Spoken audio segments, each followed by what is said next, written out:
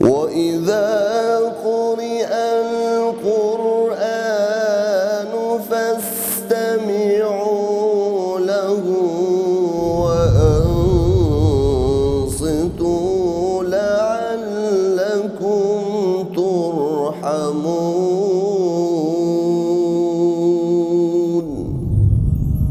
Адеп башаты дини уюму тарабынан даярдалды. Окуган Абдул Малик Каары. 6-чы пара. أعوذ بالله من الشيطان الرجيم. بسم الله الرحمن الرحيم. لا يحب الله الجهر بالسوء من القول إلا من ظلم وكان الله سميعا عليما. إن تبدوا خيرا أو تخفوه أو تعفو عن سوء فإن الله كان عفوا قديرا. إن الذين يكفرون بالله ورسله ويريدون أن يفرقوا بين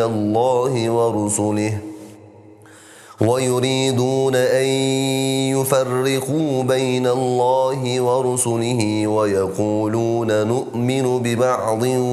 ونكفر ببعض ويريدون أن يتخذوا بين ذلك سبيلا. أولئك هم الكافرون حقا وأعتدنا للكافرين عذابا مهينا. والذين آمنوا بالله ورسله ولم يفرقوا بين أحد منهم أولئك سوف يؤتيهم أجورهم وكان الله غفورا رحيما. يسألك أهل الكتاب أن تنزل عليهم كتابا من السماء فقد سألوا موسى أكبر من ذلك فقالوا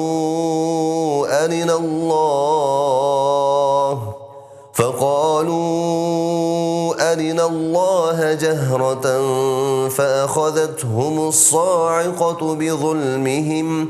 ثم اتخذوا العجل من بعد ما جاءتهم البينات فعفونا عن ذلك وآتينا موسى سلطانا مبينا. ورفعنا فوقهم الطور بميثاقهم وقلنا لهم ادخلوا الباب سجدا وقلنا لهم لا تعدوا في السبت وأخذنا منهم ميثاقا غليظا. فبما نقضهم ميثاقهم وكفرهم بآيات الله وقتلهم الأنبياء بغير حق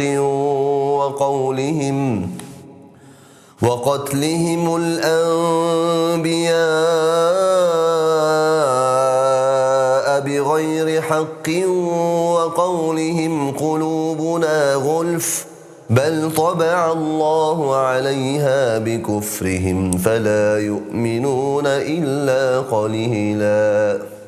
وبكفرهم وقولهم على مريم بهتانا عظيما. وقولهم إنا قتلنا المسيح عيسى ابن مريم رسول الله وما قتلوه وما صلبوه ولكن شبه لهم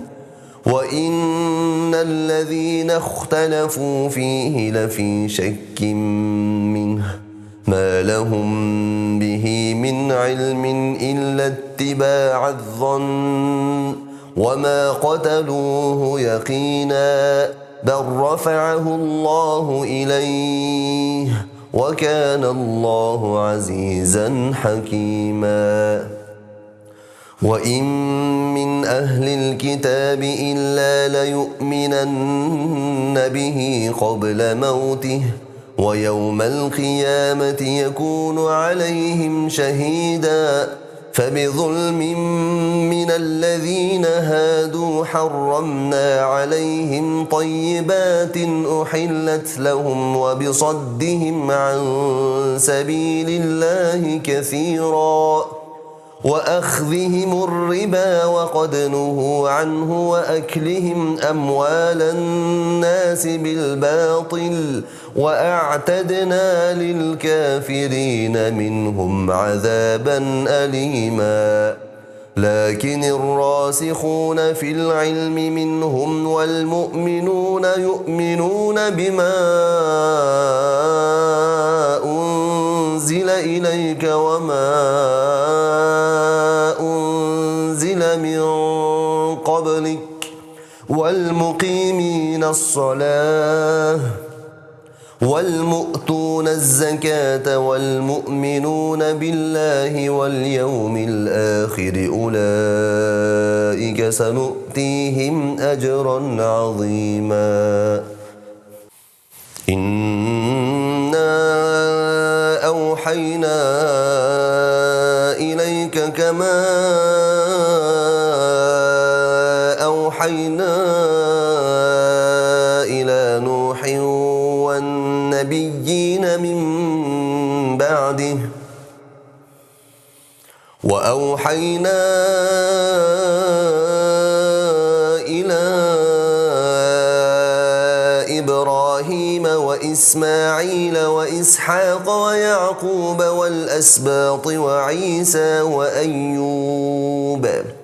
والأسباط وعيسى وأيوب ويونس وهارون وسليمان وآتينا داود زبورا ورسلا قد قصصناهم عليك من قبل ورسلا لم نقصصهم عليك وكلم الله موسى تكليما رسلا مبشرين ومنذرين لئلا يكون للناس على الله حجة بعد الرسل وكان الله عزيزا حكيما لكن الله يشهد بما أنزل إليك أنزله بعلمه والملائكة يشهدون وكفى بالله شهيدا إن الذين كفروا وصدوا عن سبيل الله قد ضلوا ضلالا بعيدا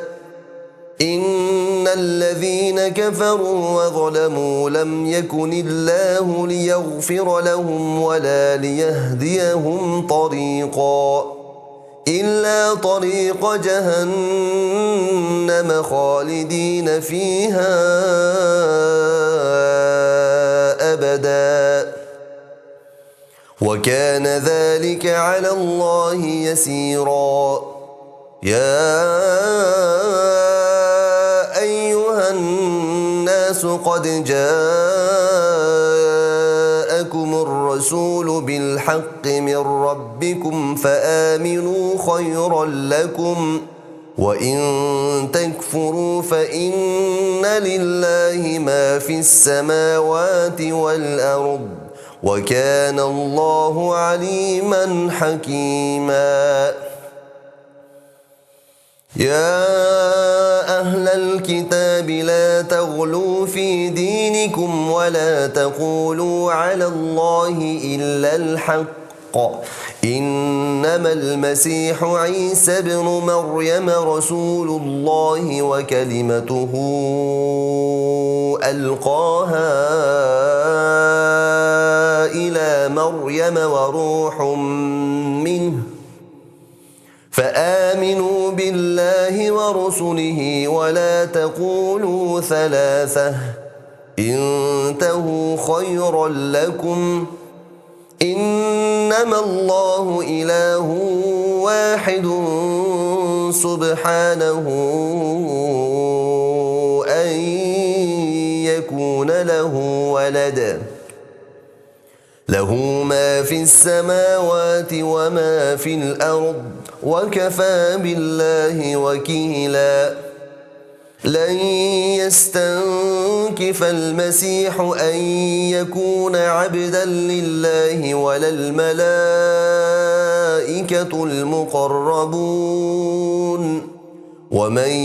يستنكف عن عبادته ويستكبر فسيحشرهم إليه جميعا فأما الذين آمنوا وعملوا الصالحات فيوفيهم أجورهم ويزيدهم من فضله وأما الذين استنكفوا واستكبروا فيعذبهم عذابا أليما ولا يجدون لهم من دون الله وليا ولا نصيرا يا أيها الناس قد جاءكم برهان من ربكم وأنزلنا إليكم نورا مبينا فأما الذين آمنوا بالله واعتصموا به فسيدخلهم في رحمة منه وفضل ويهديهم إليه صراطا مستقيما يستفتونك قل الله يفتيكم في الكلالة إن امرؤ هلك ليس له ولد وله أخت فلها نصف ما ترك وهو يرثها إن لم يكن لها ولد فإن كانت اثنتين فلهما الثلثان مما ترك وإن كانوا إخوة رجالا ونساء فللذكر مثل حظ الأنثيين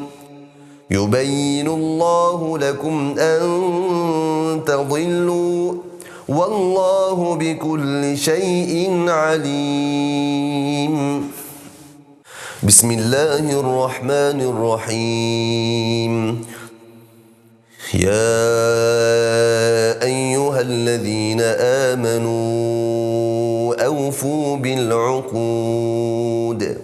أحلت لكم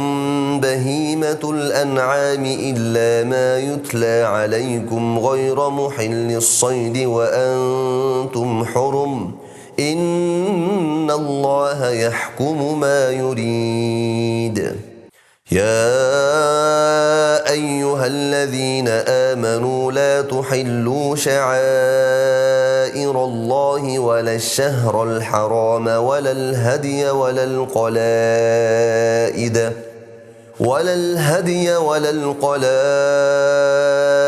ولا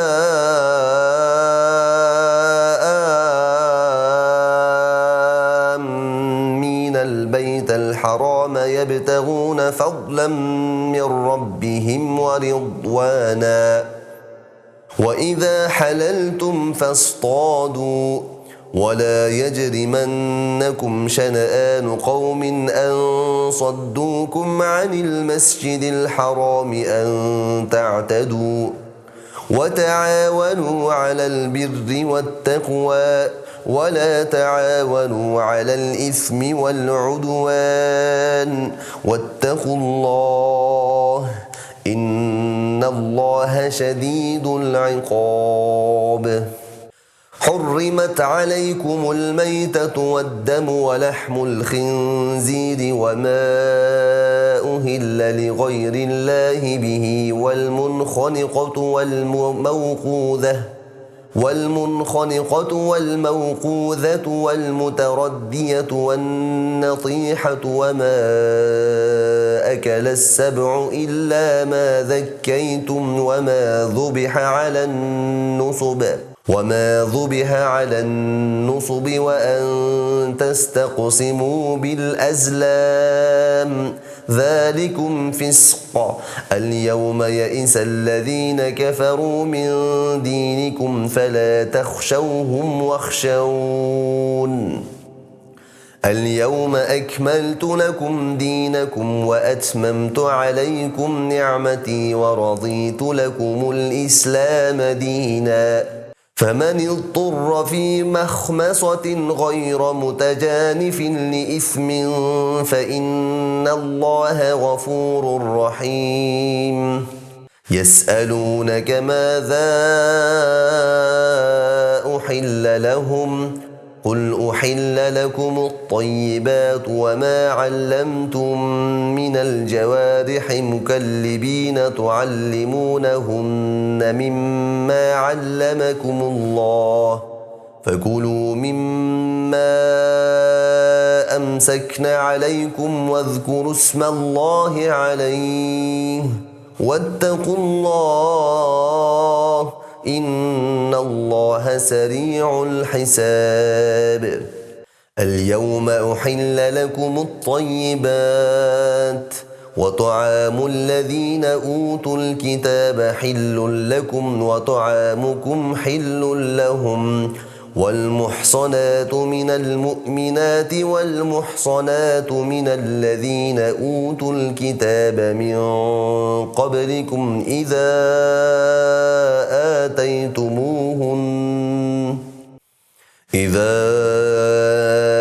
آتيتموهن أجورهن محصنين غير مسافحين ولا متخذي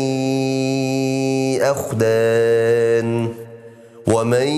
يكفر بالإيمان فقد حبط عمله وهو في الآخرة من الخاسرين. يا أيها الذين آمنوا إذا قمتم إلى الصلاة فاغسلوا وجوهكم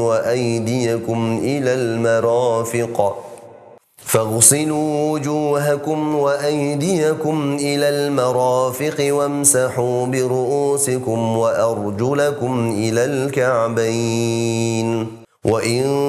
كنتم جنبا فاطهروا وإن كنتم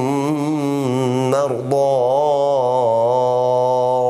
أو على سفر أو جاء أحد منكم من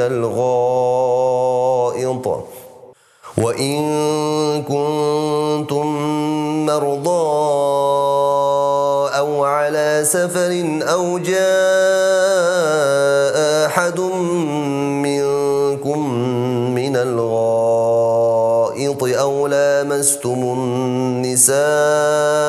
فلم تجدوا ماء فتيمموا صعيدا طيبا فامسحوا بوجوهكم وأيديكم منه ما يريد الله ليجعل عليكم من حرج ولكن يريد ليطهركم وليتم نعمته عليكم لعلكم تشكرون. واذكروا نعمة الله عليكم وميثاقه الذي واثقكم به إذ قلتم سمعنا وأطعنا واتقوا الله إن الله عليم بذات الصدور. يا أيها الذين آمنوا كونوا قوامين لله شهداء بالقسط ولا يجرمنكم شنآن قوم على ألا اعدلوا هو أقرب للتقوى واتقوا الله إن الله خبير بما تعملون وعد الله الذين آمنوا وعملوا الصالحات لهم مغفرة وأجر عظيم والذين كفروا وكذبوا بآياتنا أولئك أصحاب الجحيم يا أيها الذين آمنوا اذكروا نعمة الله عليكم إذ هم قوم أن يبسطوا إليكم أيديهم فكف أيديهم عنكم واتقوا الله وعلى الله فليتوكل المؤمنون ولقد أخذ الله ميثاق بني إسرائيل وبعثنا منهم 12 نقيبا وقال الله إني معكم لئن أقمتم الصلاة وآتيتم الزكاة وآمنتم برسلي وعزرتموهم وأقرضتم الله قرضا حسنا لأكفرن عنكم سيئاتكم ولأدخلنكم جنات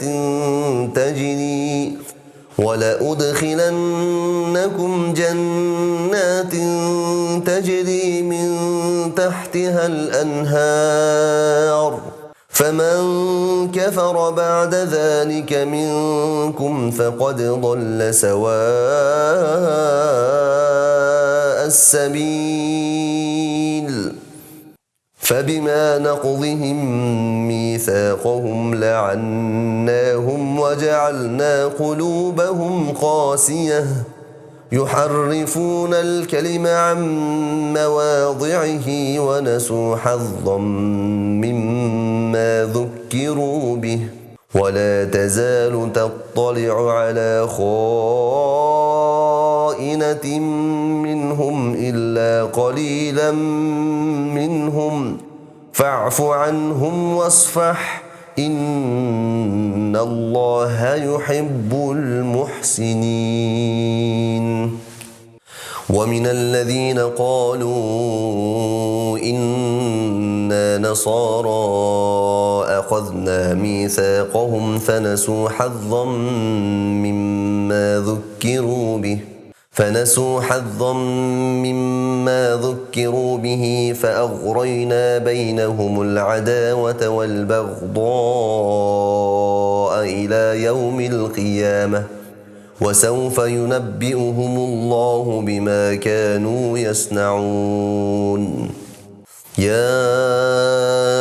أهل الكتاب قد جاءكم رسولنا يبين لكم كثيرا مما كنتم تخفون من الكتاب ويعفو عن كثير قد جاءكم من الله نور وكتاب مبين يهدي به الله من اتبع رضوانه سبل السلام ويخرجهم من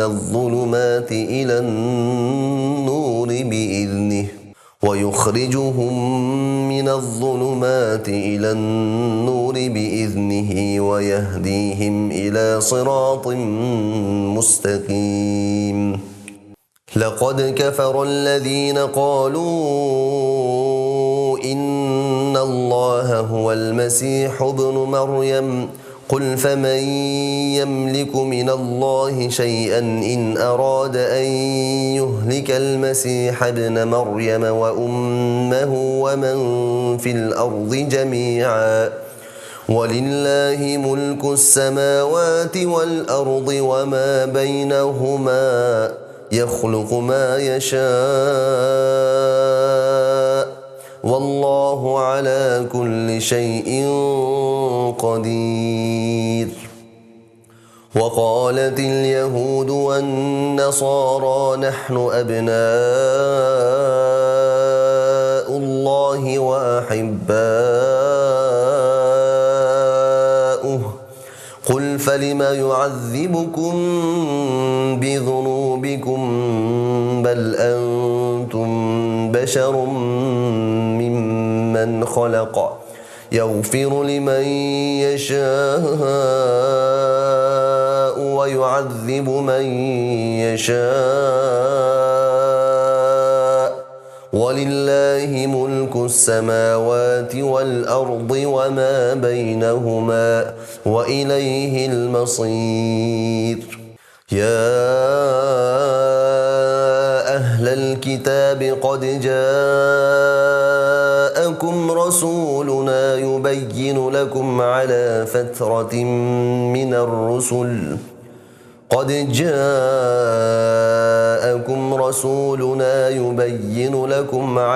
فترة من الرسل أن تقولوا ما جاءنا من بشير ولا نذير فقد جاءكم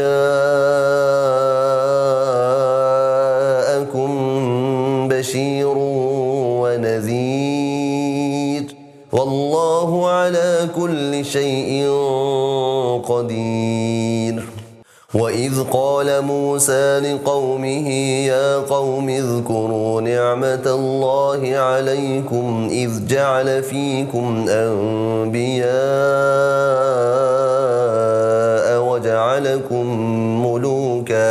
وجعلكم ملوكا وآتاكم ما لم يؤت أحدا من العالمين. يا قوم ادخلوا الأرض مقدسة التي كتب الله لكم ولا ترتدوا على أدباركم فتنقلبوا خاسرين. قالوا يا موسى إن فيها قوما جبارين وإنا لن ندخلها حتى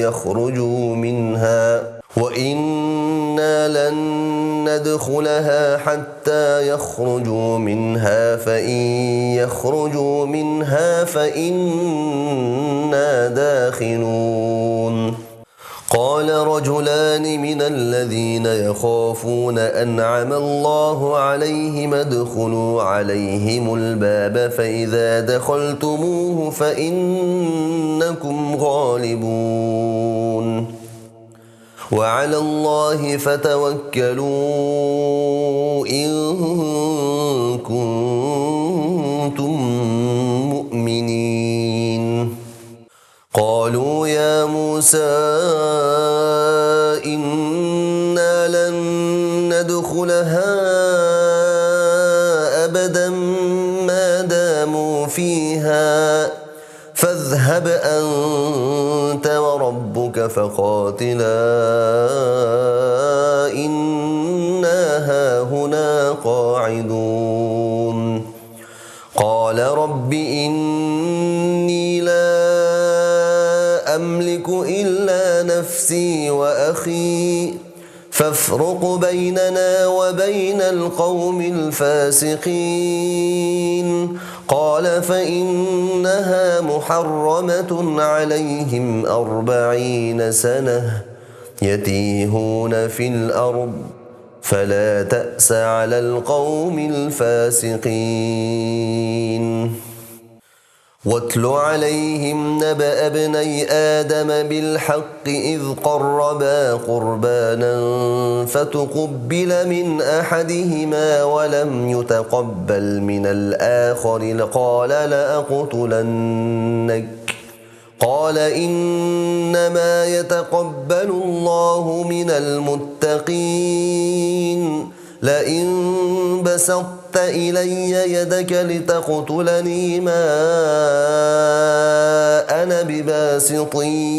يدي إليك لأقتلك إني أخاف الله رب العالمين إني أريد أن تبوء بإثمي وإثمك فتكون من أصحاب النار وذلك جزاء الظالمين فطوعت له نفسه قتل أخيه فقتله فأصبح من الخاسرين فبعث الله غرابا يبحث في الأرض ليريه كيف يواري سوءة أخيه قال يا ويلتى أعجزت أن أكون مثل هذا الغراب فأواري سوءة أخي فأصبح من النادمين من أجل ذلك كتبنا على بني إسرائيل أنه من قتل نفسا بغير نفس أو فساد في الأرض فكأنما قتل الناس جميعا ومن أحياها فكأنما أحيا الناس جميعا ولقد جاءتهم رسلنا بالبينات ثم إن كثيرا منهم بعد ذلك في الأرض لمسرفون إنما جزاء الذين يحاربون الله ورسوله ويسعون في الأرض فسادا أن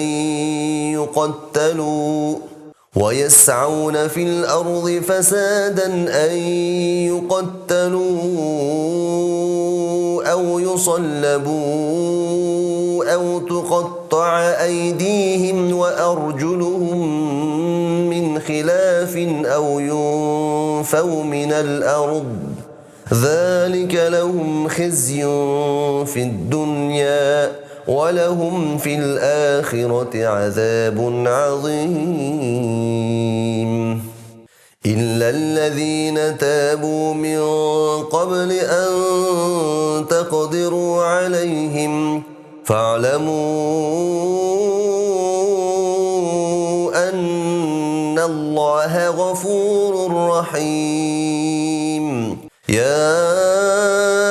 أيها الذين آمنوا اتقوا الله وابتغوا إليه الوسيلة وجاهدوا في سبيله لعلكم تفلحون إن الذين كفروا لو أن لهم ما في الأرض جميعا ومثله معه ليفتدوا به من عذاب يوم القيامة ما تقبل منهم ولهم عذاب أليم يريدون أن يخرجوا من النار وما هم بخارجين منها ولهم عذاب مقيم والسارق والسارقة فاقطعوا أيديهما جزاء بما كسبا نكالا من الله والله عزيز حكيم فمن تاب من بعد ظلمه وأصلح فإن الله يتوب عليه إن الله غفور رحيم ألم تعلم أن الله له ملك السماوات والأرض يعذب من يشاء ويغفر لمن يشاء والله على كل شيء قدير. يا أيها الرسول لا يحزنك الذين يسارعون في الكفر من الذين قالوا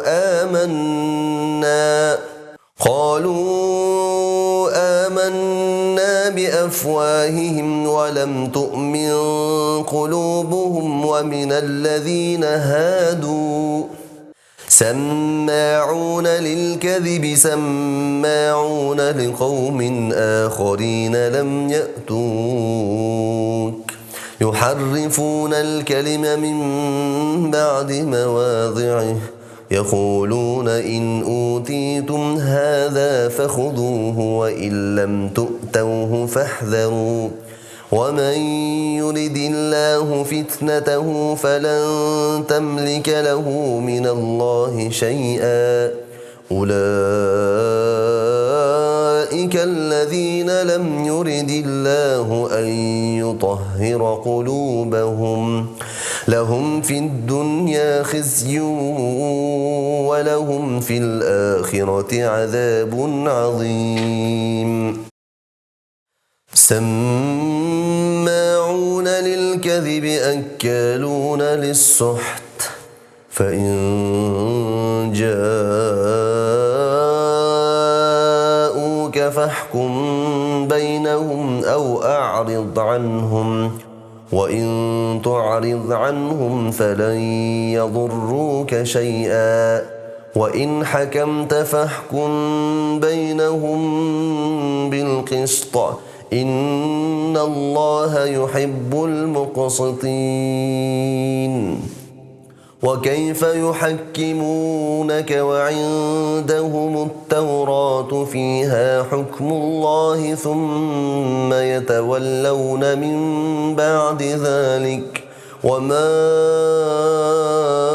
أولئك بالمؤمنين. إنا أنزلنا التوراة فيها هدى ونور يحكم بها النبيون الذين أسلموا للذين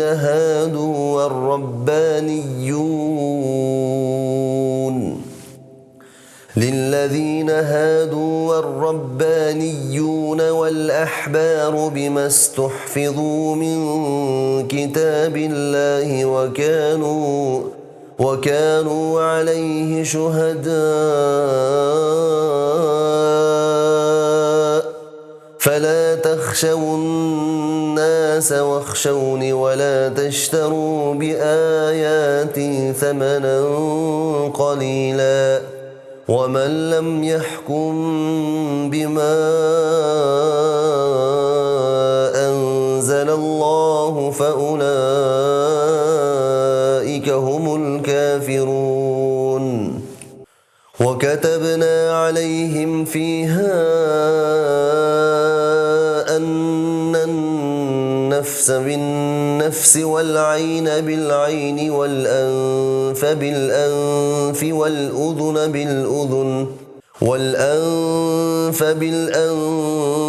والأذن بالأذن والسن بالسن والجروح قصاص فمن تصدق به فهو كفارة له ومن لم يحكم بما أنزل الله فأولئك هم الظالمون. وقفينا على آثارهم بعيسى ابن مريم مصدقا لما بين يديه من التوراة وآتيناه الإنجيل فيه هدى ونور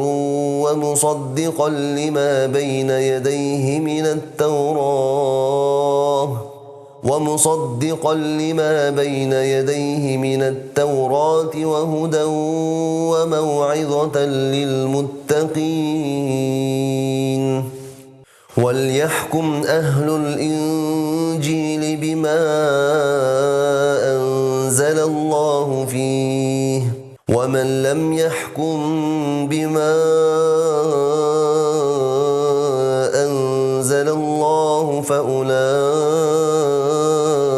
هم الفاسقون وأنزلنا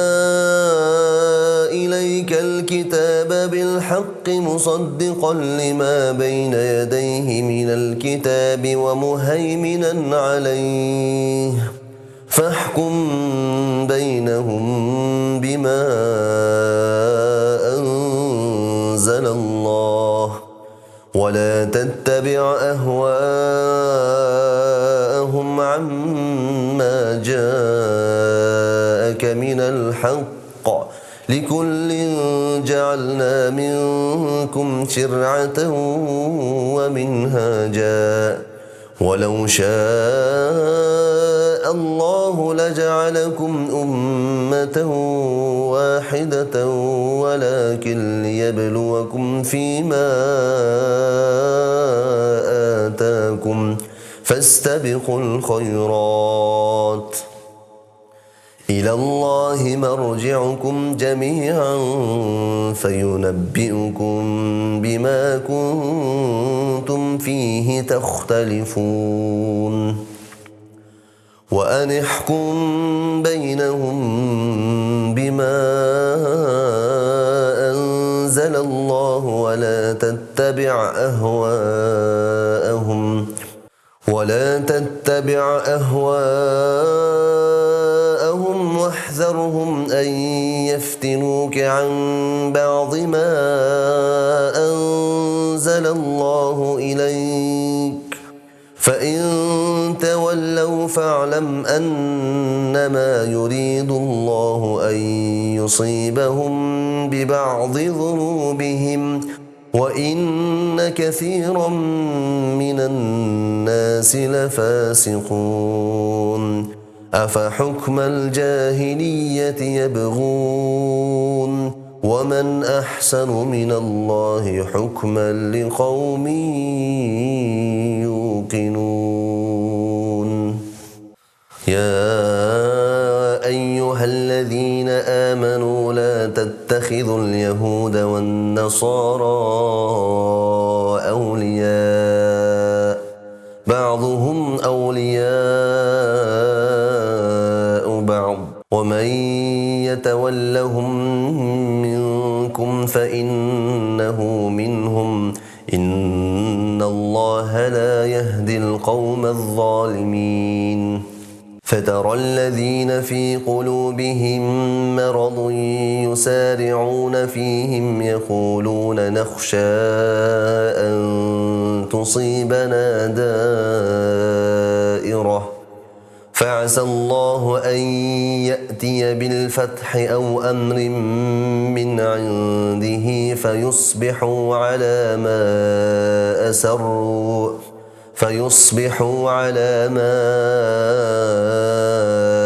أسروا في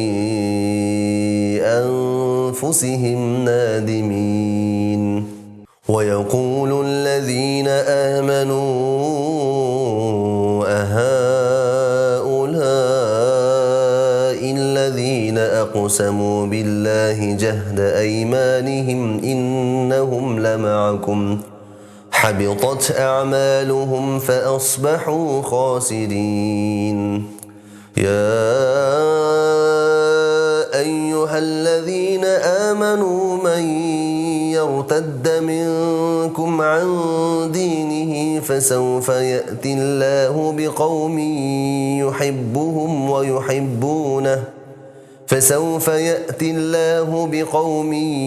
يحبهم ويحبونه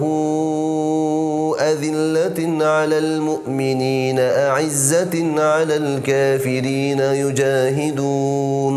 يجاهدون في سبيل الله ولا يخافون لومة لائم ذلك فضل الله يؤتيه من يشاء والله واسع عليم إنما وليكم الله ورسوله والذين آمنوا الذين يقيمون الصلاة ويؤتون الزكاة وهم راكعون ومن يتول الله ورسوله والذين آمنوا فإن حزب الله هم الغالبون يا أيها الذين آمنوا لا تتخذوا الذين اتخذوا دينكم هزوا ولعبا من الذين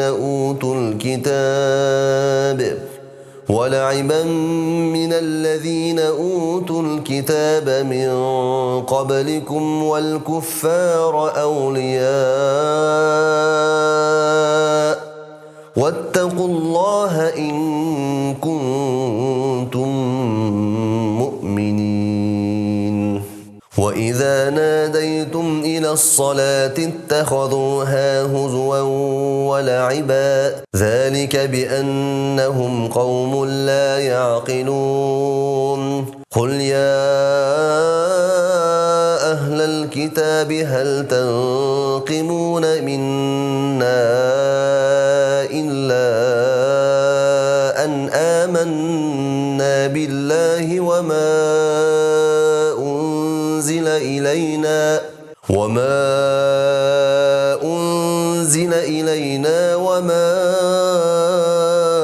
أنزل من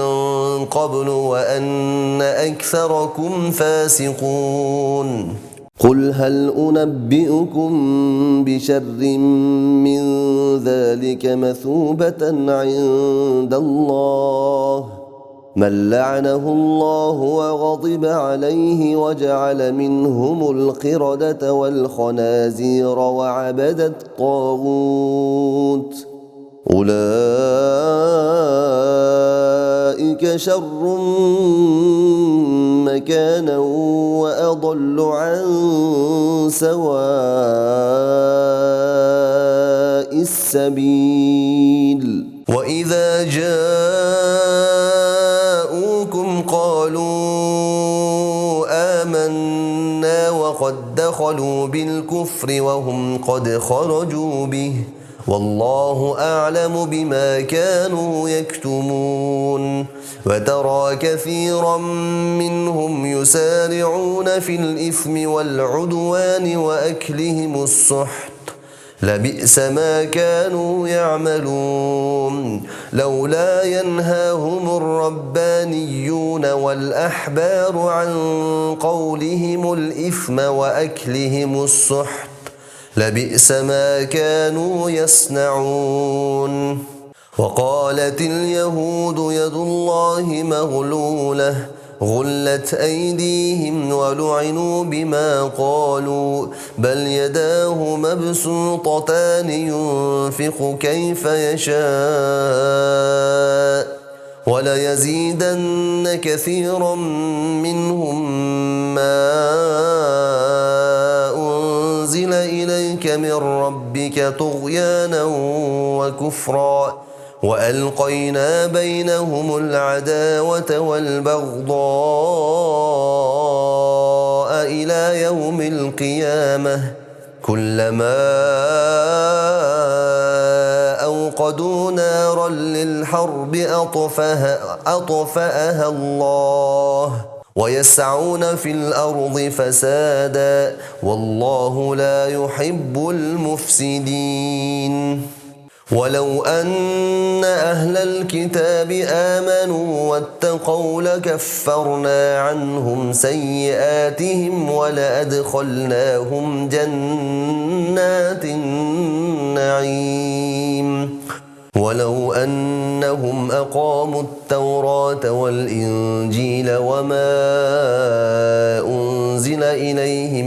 من ربهم لأكلوا من فوقهم ومن تحت أرجلهم منهم أمة مقتصدة وكثير منهم ساء ما يعملون.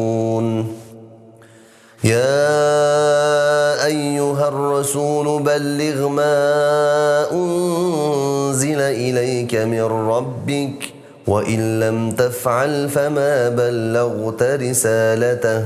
والله يعصمك من الناس إن الله لا يهدي القوم الكافرين. قل يا أهل الكتاب لستم على شيء حتى تقيموا التوراة والإنجيل وما أنزل إليكم من ربكم وليزيدن كثيرا منهم ما أنزل إليك من ربك طغيانا وكفرا فلا تأس على القوم الكافرين. إن الذين آمنوا والذين هادوا والصابئون والنصارى من آمن بالله واليوم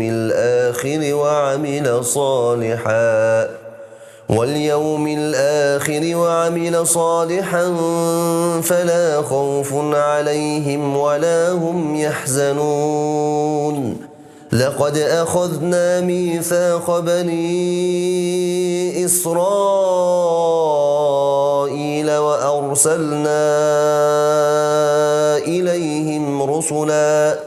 كلما جاءهم رسول بما لا تهوى أنفسهم فريقا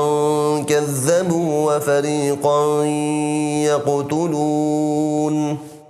وحسبوا ألا تكون فتنة فعموا وصموا ثم تاب الله عليهم ثم عموا وصموا كثير منهم والله بصير بما يعملون. لقد كفر الذين قالوا إن الله هو المسيح ابن مريم وقال المسيح يا بني إسرائيل اعبدوا الله ربي وربكم إنه من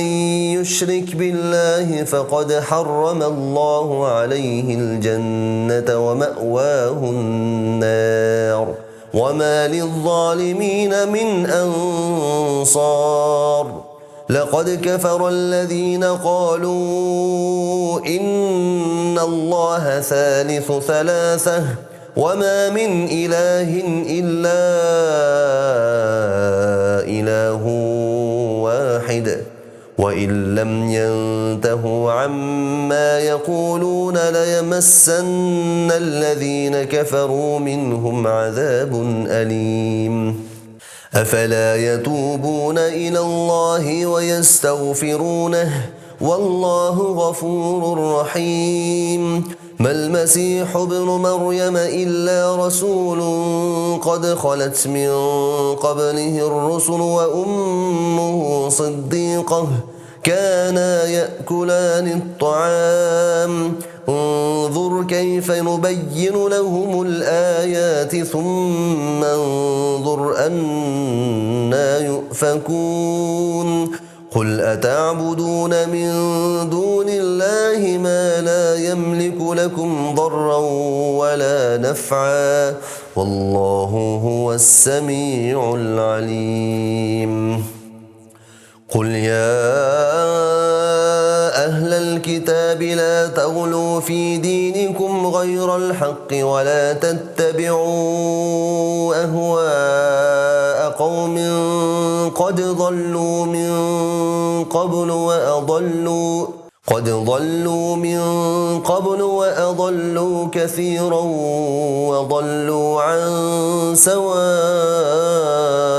السبيل لعن الذين كفروا من بني إسرائيل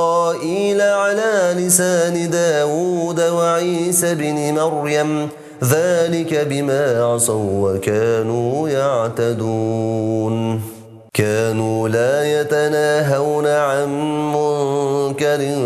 فعلوه لبئس ما كانوا يفعلون ترى كثيرا منهم يتولون الذين كفروا لبئس ما قدمت لهم أنفسهم أن سخط الله عليهم وفي العذاب هم خالدون ولو كانوا يؤمنون بالله والنبي وما